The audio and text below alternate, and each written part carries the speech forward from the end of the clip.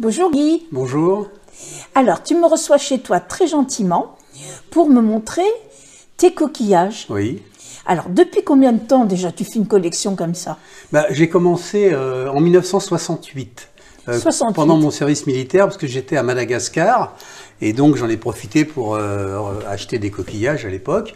Et puis alors, progressivement, on m'en a donné, j'en ai acheté souvent dans des brocantes, parce que les gens revendent ça facilement. Et puis, depuis quelque temps, j'en achète chez des marchands spécialisés. De manière à compléter des séries de la même famille. Alors, explique-moi, parce que bon, ça fait... il y a des très grosses pièces qui ne viennent pas des mêmes mers, bien entendu. Non, bien sûr. Enfin, la plupart des coquillages qui sont là viennent des mers de l'hémisphère sud ou de l'extrême-orient. Hein. Voilà.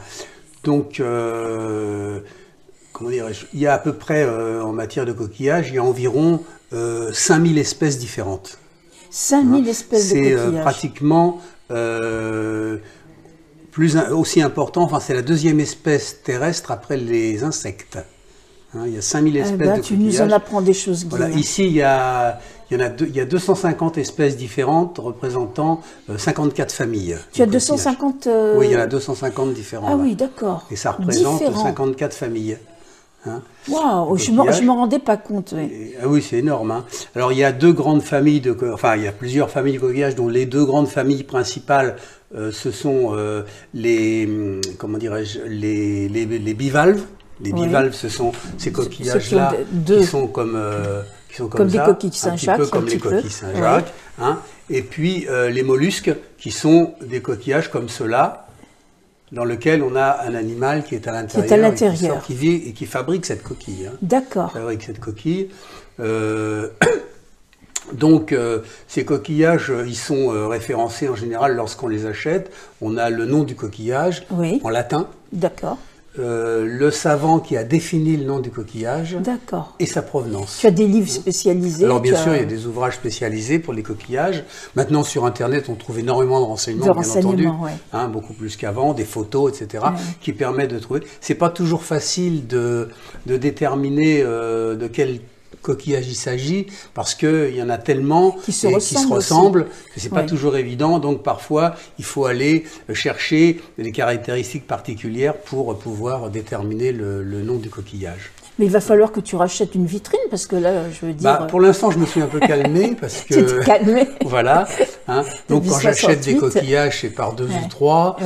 Bon, c'est pas des coquillages. Il y en a ça coûte pas très cher. Des très, très beaux coquillages. Voilà. Je ne parle pas de la grandeur. Bon, il y en a des très beaux, des grands. Mais des couleurs différentes. Mais même ceux-là, ceux qui sont devant, là... Ils sont vraiment très très beaux. Voilà. Hein. Alors moi je ne suis pas passionné par les gros coquillages, parce que ce n'est pas forcément ceux-là qui sont les plus beaux à regarder. Là, par exemple, dans cette famille, dans la famille des murex, on a des coquillages qui ressemblent vraiment à des fleurs, quoi. Ah oui, tout à fait. Tout à fait, des pétales. Hein. Voilà, un coquillage comme ça, par exemple, c'est très rare. D'ailleurs, c'est pas mis dans une petite boîte. Monte là un petit peu plus. Voilà, il vaut un petit peu cher. Hein. Ouais. Donc, oui, on ne se rend pas compte, mais la rareté fait le prix, bien entendu. Voilà, tout à fait. C'est des coquillages qui sont très rares. Alors, il y a eu un coquillage dans le temps qui était extrêmement rare, c'était celui-là. Voilà. Ah bon? Ce coquillage qui était extrêmement rare. Oui. Voilà, ce qu'on appelle un scalaire.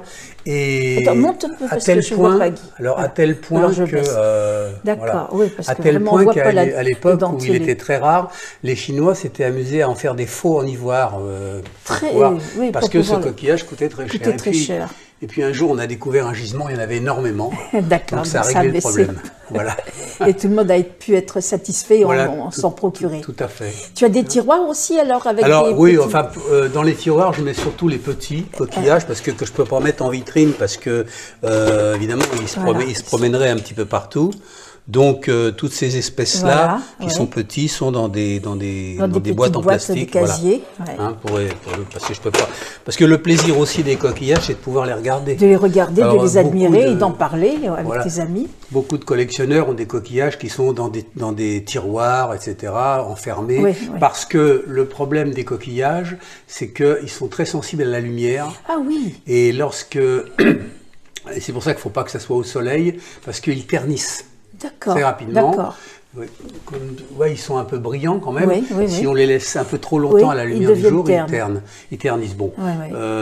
Donc beaucoup les enferment. Mais le problème d'enfermer les coquillages, c'est qu'on n'a pas l'occasion de les regarder. Bien sûr. Et je trouve que les présenter comme ça, alors ça fait un peu musée, je reconnais. Mais moi, c'est mon plaisir de les voir. C'est ton musée de curiosité à toi. Et tout à fait, de les regarder. D'ailleurs, des choses qui n'ont rien à voir. Il y a un poisson là-haut. Il y a un œuf d'autruche sur le côté. Ça n'a strictement rien à voir. Mais ça décore. Bon, voilà. C'est là. Et alors, dis-moi, Guy, c'est vrai que quand on approche l'oreille d'un coquillage, on entend la mer? En fait, ce qu'on entend, c'est son propre sang qui circule, je crois. Fallait pas rompre cette histoire. Il y a une curiosité quand même que, ça c'est une curiosité. C'est un collectionneur, c'est un coquillage qui collectionne les coquillages. D'accord. C'est-à-dire qu'au fur et à mesure qu'il va parce que on voit pas, voilà. Mets-le un peu, tourne-le pour voir. Ah oui, c'est incroyable. C'est un coquillage. Alors en fait, c'est un coquillage. Et au fur et à mesure qu'il se développe, c'est incroyable. Au fur et à mesure qu'il se développe, il ramasse des coquillages qui sont vides, bien entendu, il n'y a plus pas dedans, et il les colle sur sa coquille. Alors on ne sait pas comment ça s'appelle. On ne connaît pas. Pallidula. Ça s'appelle un Xenophora pallidula. Xénophore en latin, ça veut dire collectionneur. D'accord. Xenophora pallidula. Et ce coquillage, on ne sait pas la raison pour laquelle il fait ça. Xenophora pallidula, c'est toi? Oui. Et en fait, on ne sait pas pourquoi il fait ça. On suppose que c'est soit pour se protéger des prédateurs, soit pour se surélever quand il est posé, de manière à pouvoir sortir de sa coquille facilement. On ne sait pas si c'est pour quelle raison, parce qu'il en met aussi sur le dessus. Donc on pense que c'est aussi pour décourager les prédateurs. Voilà, pour se rendre plus gros, plus fort. Voilà. Et puis une curiosité, c'est celui-ci, qui n'a l'air de rien. C'est ce coquillage qui n'a l'air de rien, sauf qu'il a une particularité, c'est qu'il tourne à l'envers. Parce que la plupart des coquillages, si on regarde un coquillage n'importe lequel, on va en prendre un comme ça, par exemple. Ce coquillage, voilà, il tourne comme ceci. Celui-là est à l'envers. Il est à l'envers. Et de l'autre côté. Voilà. C'est pour ça qu'il s'appelle Pusicon perversum, parce qu'il est perverse, il tourne à l'envers. Voilà. Ça, c'est des choses comme ça, qui sont des curiosités qui sont amusantes. Sur les coquillages. Voilà, il y a de quoi s'occuper parce qu'il faut les classer. Là, j'ai profité du confinement pour les réorganiser parce qu'ils étaient un peu en vrac dans une vitrine. Et donc là, ils sont tous étiquetés. J'ai fait ça pendant tous les 2 confinements. Tous les 2 confinements. Tu vois, ça a servi à quelque chose. J'ai fait des recherches sur Internet, dans les ouvrages spécialisés pour trouver les noms et les étiqueter. Parce que, c'est vraiment très très beau. C'est reposant. C'est le côté... tu vois, je ressens ça. C'est le côté esthétique qui me plaît, moi, dans le coquillage. Bien sûr. Mais il y a des gens célèbres qui collectionnaient les coquillages.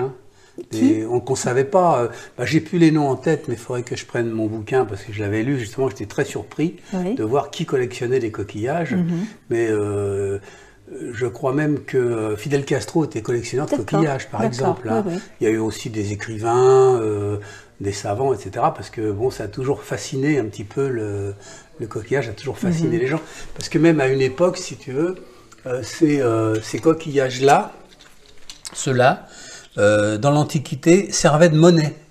D'accord. C'est pour ça qu'ils s'appellent d'ailleurs Cyprae moneta. Cyprae, c'est la porcelaine. Comme on voit, voilà, moneta, parce que ces coquillages-là servaient de monnaie. Servaient de monnaie. Voilà. J'en ai appris des choses avec toi. Voilà, c'est intéressant parce qu'on trouve, même ces coquillages-là qui avaient un anneau doré dessus, comme ça. Oui. Voilà. Tous ont une spécificité. Ah oui, tout à fait. Tout à fait. C'est des coquillages. Il y a de quoi s'occuper.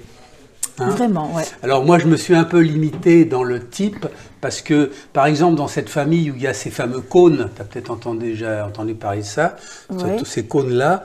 D'ailleurs, au Muséum d'Histoire naturelle à La Rochelle, il y a une très très belle collection de coquillages, et il y a énormément de cônes. Parce que dans ce domaine-là, il y a un monsieur, d'ailleurs, sur La Rochelle, qui est spécialisé là-dedans, qui collectionne que des cônes. Je crois que dans ce type de coquillage, il doit y en avoir 1 millier de différents, quoi. 1 millier. Donc, si vous voulez, je m'amuse pas à ça. Là, j'en ai quelques-uns que je me suis limité un petit peu. C'est bien, tu as un échantillonnage de voilà, alors bon, il y a des collectionneurs qui se spécialisent dans un type de coquillage. Moi, ça m'ennuie un peu parce qu'il y en a tellement de beaux dans toutes les familles que bon, pardon, j'ai un petit peu développé toutes les séries. Une série que j'aime bien, c'est ce qu'on appelle les murex, hein. C'est ces coquillages qui sont très beaux. Oui, ils sont vraiment très jolis. Voilà. Qui ressemble à des fleurs un peu. Oui. Très beau coquillage. C'est très fin. Hein. Voilà, c'est très joli. Est-ce que tu t'en casses, non? En les manipulant? J'en ai cassé un une fois. Ouais. J'en ai cassé un qui est toujours là d'ailleurs. Mais c'est solide, donc tu vois. Oui, enfin, il ne faut pas le faire tomber par terre. Oui, bien sûr. Celui-là a été cassé. Ah oui, voilà. d'accord. Bon, je l'ai recollé, mais c'est évidemment, ça n'a plus la même valeur. Mais bon, enfin, je ne fais pas ça pour la valeur, hein, des coquilles. Tu as des hippocampes aussi, j'ai vu. Voilà, alors ça, on ne peut plus en avoir puisque c'est protégé. Hein. Oui. J'ai trouvé ça sur Internet, quelqu'un qui en avait. Je les ai récupérés pour une poignée de cerises d'ailleurs. Oui. Et je les ai ça ne veut rien dire, bien sûr. Parce que mon père avait un hippocampe comme ça, naturalisé. Et un jour, il me l'a prêté pour que je le montre à mon professeur de sciences. Et le professeur de sciences ne me l'a jamais rendu. D'accord. Donc, voilà. Donc j'ai jamais récupéré l'hippocampe. Alors j'en ai récupéré 3 qui étaient collés sur des coquillages. Donc je les ai meulés et je les ai mis sur une plaque parce que c'est vrai qu'on ne trouve plus ça. On ne peut plus en trouver maintenant. On n'a pas le droit de les... On n'a plus le droit, voilà, c'est ça. On n'a pas le droit. Non, c'est une espèce protégée. La seule chose qu'on peut faire, m'avait dit... parce qu'il y a un musée du coquillage au Sable d'Olonne qui est énorme. Oui. Il y a 256 vitrines. Oui. C'est quelque chose de faramineux. Et c'est un gars qui a construit cette collection. Hein. Et la dame qui est là-dedans me disait qu'on peut en trouver sur la plage, au Sable d'Olonne, des hippocampes à marée basse. Mais là, bon, ils sont morts. Là, ils sont morts. Mais on n'a pas le droit de les pêcher. Bien sûr. C'est interdit. Et alors, dans 4 ans à peu près, et peut-être moins de 4 ans, eh bien, le commerce des coquillages sera interdit. Ah oui. Donc on ne pourra plus ni en vendre ni en acheter. D'accord. Il y a déjà un certain nombre de coquillages. Pour quelle raison? Puisque... Préservation des espèces. Mais bon, comme on peut ramasser des coquillages qui sont morts sur les plages, notamment dans l'hémisphère sud. Bon, mais malgré ça, on ne pourra pas faire le commerce. C'est interdit, ça sera interdit d'ici 4 ans. Donc le musée des coquillages de Sable d'Olonne disparaîtra. La dame m'a dit, à la place, il y aura peut-être un magasin de fringues. Mais au contraire, on devrait les garder, puisque c'est malheureux. On n'a plus le droit d'en vendre ou d'en faire le commerce, donc, mais au moins garder les spécimens qui existent et de les montrer, au contraire. Elle m'a dit, si vous avez une collection, surtout gardez-la. Alors pour l'instant, on peut continuer à en acheter. Donc de temps en temps, j'en achète pour une trentaine d'euros, parce que c'est ça. Et en plus... La personne chez qui j'achète 2-3 coquillages m'en envoie toujours une dizaine en plus, de toutes sortes. Parce que, elle te connaît depuis le temps. Oui, parce que j'en ai acheté pas mal. Donc, ça me permet d'enrichir tout doucement la collection. Alors, c'est vrai que ça va commencer à être short, parce que la vitrine... La vitrine, c'est ce que je te dis, voilà. Bon, je ne sais pas si je le ferai une seconde vitrine, parce que bon, ça fait beaucoup. Hein. Voilà. Eh ben, moi, je te remercie, Guy, de m'avoir reçu chez toi, de m'avoir parlé de cette passion, parce que c'en est devenu une. Tout à fait. Voilà. Eh ben, merci encore. Je vais prendre des photos de certaines coquilles.